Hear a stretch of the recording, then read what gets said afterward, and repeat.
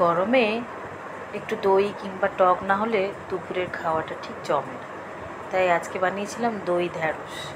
এটা বেগুন দিয়েও বানানো যায়। আমি একটু বেগুনটা পছন্দ করি না, তাই তো ছোট ছোট করে ঢ্যাঁড়স কেটে ভালোভাবে ভেজে নিয়ে দইটাকে আগে থেকে ভালোভাবে নুন, একটু অল্প চিনি, গোলমরিচ সব দিয়ে ফেটিয়ে রেখেছিলাম। ভাজা ঢ্যাঁড়সগুলো ডুবিয়ে রেখে ওপর থেকে একটু কারি পাতা, শুকনো লঙ্কা আর কালো সর্ষের ফোড়ন দিয়ে ঝোঁক দিয়ে দেবো। ব্যাস, এখন করার জন্য ফ্রিজে রেখে দেবো। আপনারা না ঠান্ডা করেও খেতে পারেন। এরপর একটু কড়াইতে তেল দিয়ে আর একটু জিরে ফোড়ন দিয়ে একটা লঙ্কা ফোড়ন দিয়ে দিয়েছি, পেঁয়াজ কুচিও দিচ্ছি।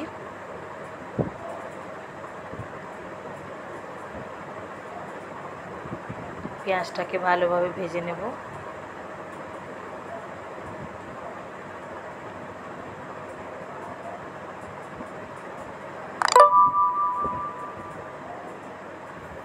কলার থোড় রান্না করেছিলাম, এই থোড়টাকে ছোট ছোট করে কেটে কুমড়ো আলু দিয়ে ভালোভাবে সেদ্ধ করে নিয়েছি। প্রথমে থোড়টাকে খালি সেদ্ধ করেছি, তারপরে লাস্টে পোস্ত আর লঙ্কা বেটে কুমড়ো আর আলুটা দিয়ে আর একটা সিটি দিয়ে নিয়েছি। ব্যাস, কড়াইতে তেল, জিরে ফোড়ন, শুকনো লঙ্কা, পেঁয়াজ কুচি দিয়ে ঢেলে দেবো।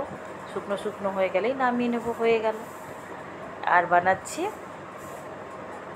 বেগুন সুন্দরী। বেগুনগুলো খুব সুন্দর সুন্দর দেখতে না?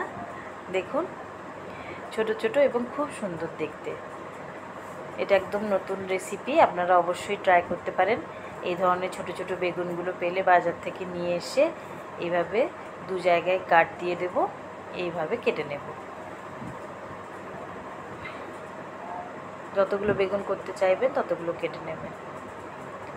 তারপরে দিচ্ছি একটু বাদাম, একদম পেস্ট তৈরি করব। এই বাদাম, পোস্ত, আপনাদের কাছে সাদা তিল থাকলে দিতে পারেন, আর একটু নারকেল, একটা পেঁয়াজ হালকা করে ভেজে নিয়েছি, বেশি নয়, জাস্ট একটু কাঁচা গন্ধটা চলে যাওয়ার জন্য একটু ভেজে নিয়েছি। দিয়ে দেব, সাথে দেব গোটা ধনে, গোটা জিরের, লঙ্কা, সব একসঙ্গে দিয়ে বেটে নেব।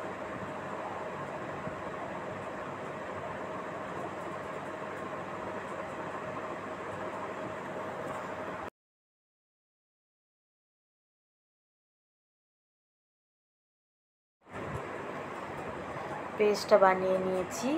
পেস্টের মধ্যে এবার মিশিয়ে দেব অল্প পরিমাণে টক দই,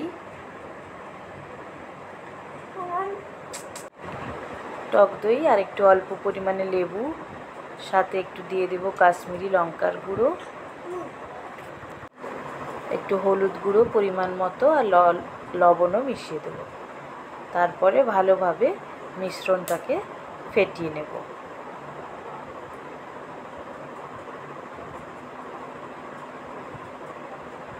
দই যেহেতু দিয়েছি তাই ভালোভাবে ফেটাতে হবে।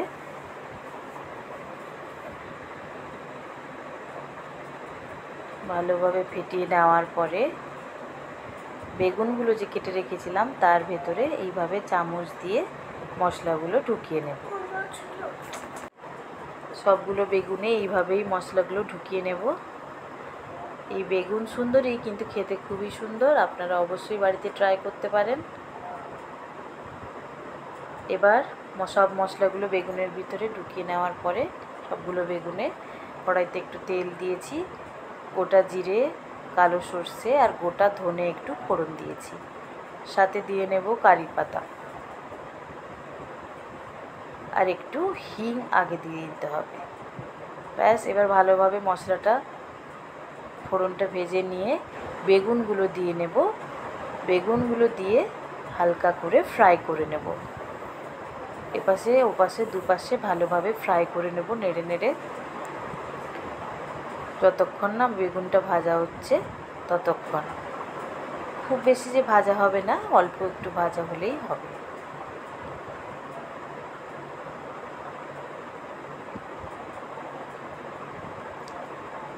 এই দেখুন সুন্দরভাবে ভাজা হয়ে যাচ্ছে।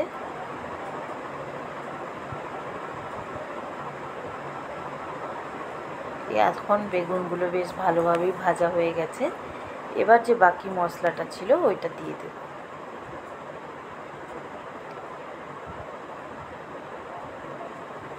এবার ভালোভাবে বেগুনগুলোকে মশলার ভিতরে ডুবিয়ে নেব।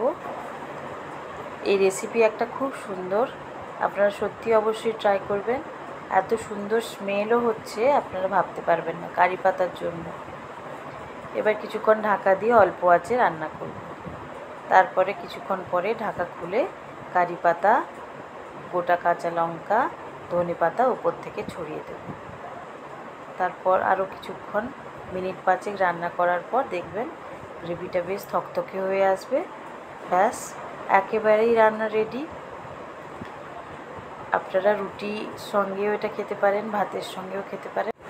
আমার রেসিপিগুলো কেমন লাগলো প্লিজ সবাই বলবেন, আর এই নতুন ধরনের রেসিপিটা কেমন লাগলো সেটা জানাবেন।